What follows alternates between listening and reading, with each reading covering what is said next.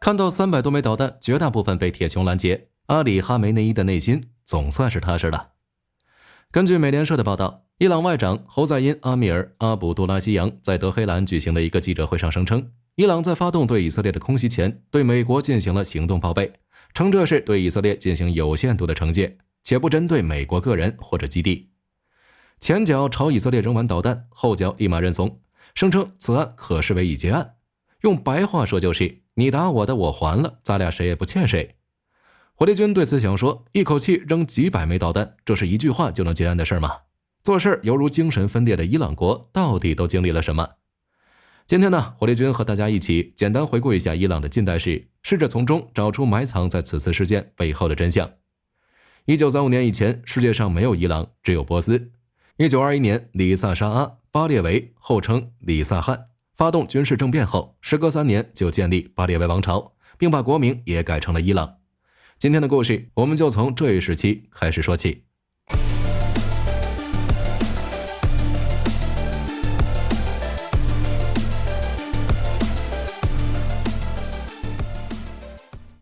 1935年，里萨汗登基以后，可谓是雄心勃勃，不断派遣知识分子到欧洲留学，学习西方的先进制度，紧接着又开始大规模发展工业，修建跨国铁路系统，建立公共学校，改革司法机构，改善医疗卫生等等。短短16年，就把伊朗首都德黑兰改造成了一座颇具现代化的国际大都市。和美国一样，中产阶级也开始慢慢出现。大家可以看一下这张照片，橱窗里的那2个模特，代表的就是上个世纪60年代伊朗女人们的日常穿着。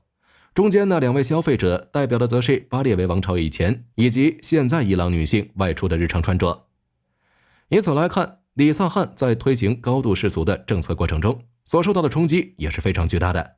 特别是来自于保守派教师们的冲击。面对压力，里萨汗以身作则，为自己的儿子提前挑选了一位当时世界上最著名的美人福兹亚公主做老婆。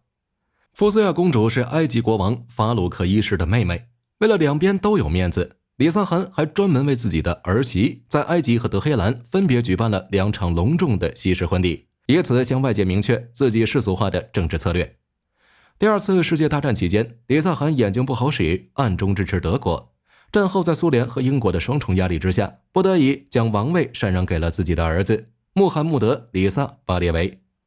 福兹亚公主正式成为了伊朗的王后，并荣登1942年9月21日美国知名杂志《生活》封面。有这么一位漂亮的老婆，巴列维更加大力地推行美国以及欧洲文化。不仅如此，他自己也曾在1978年赴美国留学，就读马萨诸塞州威廉斯敦的威廉姆斯学院，最后在南加州大学获得政治学学位，并且还在德克萨斯州里斯空军基地学习过飞行。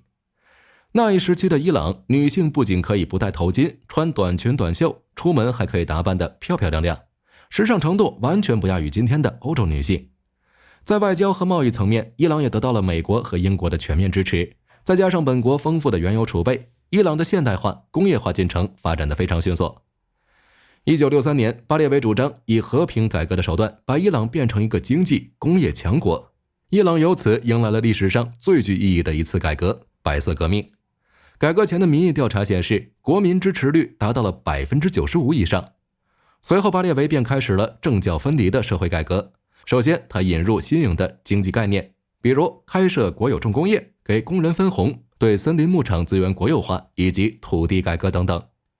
第一轮举措后， 90% 的伊朗佃农拥有了属于自己的土地，巴列维政府还给发放了土地证以作证明。第2轮改革主要是女性方面，单身母亲、贫困户都能获得政府免费发放的食物，女性拥有选票，在贫困地区成立女子十字军团，还配备有支教教师，支教教师以此还能不用再服兵役，可谓是多方受益。毫无疑问，这些措施冲击了伊朗原有的宗教传统。伊斯兰宗教领袖霍梅尼因反对白色革命，于1964年11月4日被驱逐出境。大致19个部分的白色革命促成了伊朗一系列经济、社会和政治的改革。1968到1978年间，伊朗经济以年均 16% 至 17% 的速度高速增长，国民收入从60年代初的160美元一跃升至70年代的2250美元。许多巨型现代化工厂魔术般地出现在原本荒凉的田野。德黑兰有一座破败的小城，摇身一变成为了举世闻名的繁华大都市，可以说此时的伊朗离彻底蜕变只差淘汰皇权这一步之遥了。1976年，巴列维将伊朗原有的纪年单位改为25世纪前波斯帝国成立开始计算的黄历，这一举动被伊朗保守视为去伊斯兰化，遭到了伊斯兰教士的群起反对。到了1979年，看似只是政治动荡的反对声浪逐渐演变成了一场革命。从8月至12月，罢工及示威活动瘫痪了整个伊朗。看到人民如此反对自己，巴列维意识到皇权已经成过去，于是他当即就把权力交给了一个临时政府。临时政府呢也不含糊，立刻就废除了伊朗皇室。事情正在朝着好的方向发展，自由开放的伊朗此时又解放了专制的皇权，前途可谓是一片光明。然而接下来的发展趋势既意想不到，又在意料之中。先说意料之中的，此前被驱逐出境的宗教领袖霍梅尼准备应邀归国接管权力，这一举动把掌握伊朗军权的150多名高阶军官吓坏了。这家伙要是回来，伊朗的大好前途眼瞅着就都得玩完。于是150名军官准备伺机发动政变，接管伊朗最高权力，建立一个军政府。这些呢都是在意料之中，我们再说意料之外。在行动前，这150名军官同时任美国总统卡特取得联系，想征得美国的支持。然而卡特却要求他们与霍梅尼合作，以避免伊朗陷入战争的泥潭。只是没想到霍梅尼掌权之后，第一件事就是将这150名军官全部处决。1979年4月1日，经全国公投后，伊朗成为伊斯兰共和国，并通过新的宪法《伊朗伊斯兰共和国宪法》。宪法规定，伊朗实施政教合一体制下的总统制共和制，神权统治高于一切。至此，一个亲美世俗的君主专制王朝彻底变成了一个宗教色彩浓厚的伊斯兰政教合一国家。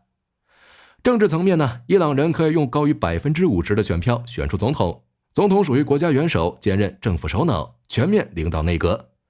宗教层面则由伊朗最高精神领袖负责，虽说和总统同属国家元首，但是精神领袖的宗教权力远高于行政权、司法权、军事权等一切权力。胜选的总统也要得到最高精神领袖的批准，获得委任函后才能当世宣誓就职。最要命的是，最高精神领袖一旦当选就任职终身，任何人、任何议会都不能撼动最高精神领袖的地位。自打霍梅尼被推任伊朗宗教领袖后，伊朗开始快速退化，社会从开放变得极端封闭。现在的伊朗街头，清一色的黑袍、黑纱，属于整个中东最为封闭的国家。伊斯兰革命后，霍梅尼挑起了为期8年的两伊战争，将巴列维时期积攒的财富和国力打了个精光。2021年伊朗大选期间，一共有12个人参与竞选，无独有偶，这12个人一个比一个极端，一个比一个反美。其中反美反到最顶格的，就是后来担任伊朗总统的伊布拉辛·莱西。这孙子上台后做的第一件事就是痛骂伊朗前总统马哈茂德·艾哈迈迪内加德，说他是一奸，禽兽不如的败类。看到这一幕，很多人都有些蒙圈。内加德也是靠着反美起家，按理说敌人的敌人就是朋友，莱西应该和他温和相处才对，可是这两人怎么就打起来了呢？真实的情况是这样的，两人确实都反美，只是内加德反美反的是美国，不是美国的好东西。比如内加德在位期间成立了一个总金额高达13亿美元的爱情基金，顾名思义就是用来帮助年轻人结婚生子的基金。但是在莱西看来，伊朗人压根儿就不该有爱情，爱情基金就是以美国为首的西方文化，也得反。设置这样政策的人也是亲美分子，必须加以斥责。这就是伊朗当时12个竞选人的统一德性。这些人不关心伊朗人吃的怎么样，住的条件怎么样，他们只关心一点，那就是大袍穿的够不够厚，经书念的够不够多。伊朗政府这么做的原因，想必现在大家也都清楚了。讨好宗教领袖，以获得在任期间有一个好风水。毕竟宗教领袖决定了自己是否就任，是否能连任，是否能调动军队等等。这么做虽然可以理解，但也无法忽视一个问题。几十年前的伊朗人毕竟都吃过见过，不严谨的说，也曾经身处在文明之中。今天把他们眼睛全部再蒙起来，告诉他们外面全是野兽，这一招还灵吗？说到这儿，让我们回到最初的话题，为什么一开始说射向以色列的导弹被拦截成功，阿迪·哈梅内伊算是逃过了一劫？就是因为他是伊朗第2位精神领袖，也是高于现任总统的伊朗元首。2019年4月，哈梅内伊就直接任命了伊斯兰革命卫队的副司令萨拉米少将。如果他没有点头，现任伊朗总统充其量会和以前一样，捡起一颗代理珍珠砸过去，给他8个胆子也不敢直接袭击以色列。作为终身连任的精神领袖，好好的念自己的经不好吗？为什么要招惹以色列呢？这事儿要从基本盘开始说起了。现阶段，伊朗武装部队由国家军队、伊斯兰革命卫队、治安部队3部分组成。国家军队和伊斯兰革命卫队都有海陆空3军，国家队负责对外，卫队负责维护保卫伊斯兰革命的统治政权。论武器装备的性能、作战能力，卫队都优于伊朗军队。那么问题终于来了，最高精神领袖养这么多保护自己的革命卫队，是不是间接说明精神控制这一套已经开始不那么灵光了呢？如果此次空袭真的如伊朗所说，只是针对以色列的还击，那就说明伊朗一定面临了某种形势所迫，被逼无奈，只能进表演式报复。无论是真的对以色列4月初的误伤实施报复，还是趋于国内的舆论压力不得已而为之，袭击都已经形成。别的不说，仅从第一时间认怂这件事上看，伊朗的此次行为透露着浓浓的维稳气息，既维了自家的稳，又不伤邻居分毫，同时还给足了世界警察的面子，可谓是一举3得呀。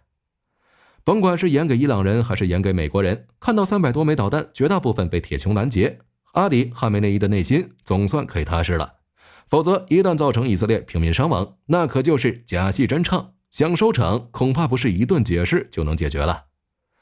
以上就是火力军关于伊朗此次事件的个人看法，是否准确呢？还得看以色列下一步会不会有针对性的反制。如果有呢，我们再做分析；如果没有，那就进一步印证了火力军的猜测。好了，今天内容就到这里，我是火力军，下期节目再见。